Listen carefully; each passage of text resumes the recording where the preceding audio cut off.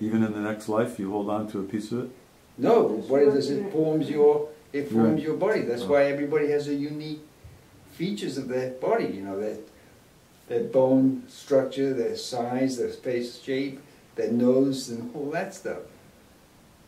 Now, the interesting thing about that is that Steiner said, you know, he was making a remark and saying, you know, and he passed through the gate of death in 1925. So this is quite some time ago. He said, you know, these days, people can be the most scurrilous, evil people that you can possibly imagine, and they all seem fine.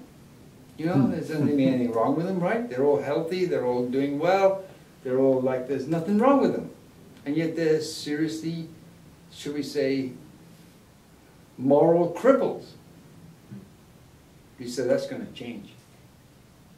That toward the end of the 20th century, and from then on, the moral qualities of an individual will begin to start to show up in their face as physiognomy. And you're seeing that. You are definitely seeing that. If you understand visual diagnosis, you start to look at some of these characters. I'm not going to mention any names. Not yet. But he said, this is the beginning of the division of all humanity into two kinds of human beings. The evil human race and the good human race. And the evil human race will have a mark on their foreheads which will show that they are evil. That's coming. That sounds like Harry Potter. All right then, so, how's the time doing? What's it done? Yeah, it's just 10 of 8. 10 to 8? 5 of 8, rather. Okay, so, I took a few, you know, obviously this is 16 lectures. Yeah, no way I'm going to remember everything in there. It's not possible, right? So, I decided to just take some passages and read them to you and have this on the videotape because they appear to me to be pretty crucial, shall we say, crucial information that we need to know. Now, here he says,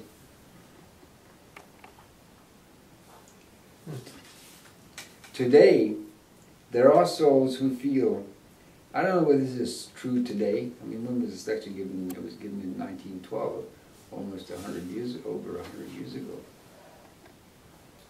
Who feel, even out of the deepest recesses of their instincts, that they wish to experience something of the spiritual world. And in terms of the deepest recesses of people's instincts, that's probably true even today, but it's really probably really buried deep than it was 100 years ago. They are the pioneers of a future when souls will come who will consider it important to cultivate a spiritual life founded on the cognition of the spiritual worlds. Spiritual life must be cultivated on earth in the sense of the new spiritual science. Now, spiritual science just refers to the body of work that he produced, you know, 450 volumes of approximately 6,000 lectures and 40 books that he produced in his lifetime. Pretty amazing. And interestingly enough, he said, I could not have done this. I would not have had the strength to do this if I hadn't been vegetarian. He said that. Spiritual life must be cultivated on earth in the sense of the new spiritual science, because otherwise humanity will increasingly enter into the other world spiritually dumb, lacking the capacity to open itself rightly. It is also a fallacy to believe that we can wait until we have crossed the threshold of death to experience something of a spiritual nature over there. In order to experience anything of this kind, one must have attained the faculty to perceive. But this faculty cannot be developed after death unless one has first acquired it here on earth. We do not live in vain in the material world. It is not for nothing that our souls descend to the physical world. They descend so that we may acquire what actually can only be acquired here, namely spiritual cognition. Now, spiritual cognition, there's two sides to that particular story. Cognition means knowledge, fundamentally. So it's not necessary for us to be clairvoyant in order to be spiritually open during our time between death and rebirth. What is necessary is we should have the spiritual knowledge that we can only acquire here, and we can fundamentally only acquire it through Rudolf Steiner's work. Fundamentally. Because Rudolf Steiner was a very courageous man, tremendously brave. And he said that the time has come where all this mystery knowledge, this spiritual knowledge, which has been known since the beginning of humanity, none of this is new knowledge. Everybody in the mystery centers knew of Christ. They knew of the coming of Christ. But it was all kept secret. And in fact, the mystery centers were totally unknown to the population at large, and they were all over the world, these mystery centers, where this knowledge was cultivated and elaborated and should we say, gotten from the spiritual world, because those people were spiritually devout and they were clairvoyant, the high priests, the hierophants. And they directed their communities from these hidden centers without these communities ever knowing that they even existed. Because they said that the population was not mature enough to take in this information. But they would direct how the government would work, how the planning would go on, how the schooling was going to be done, all that stuff. All the social arrangements were directed by these people in these mystery schools, mystery centers. And Steiner said, because he was born in 1861, he said that time is over. It is time for this knowledge to be divulged to and widely disseminated to as many people as possible throughout the entire earth. And he received a tremendous amount of opposition, especially from within the mystery schools. They didn't like it. So he took this on his own recognizance, you know. He did have an advisor who was a woman. You know that? She was a woman when he was growing up, spiritual teacher, anonymous. Nobody knows who the hell she is. And he went to her one time and said, "What am I going to do?" She said, "You have to dive into the belly of the dragon," which meant you have to study natural science, physical sciences. And you have to wrestle with the bull, which meant you have to deal with quote-unquote public opinion. Yeah. The bull. The bull, right? Because the public opinion is, as we very well know from what's happening today, molded by the media. He calls journalism gray magic. Which is true. Gray magic.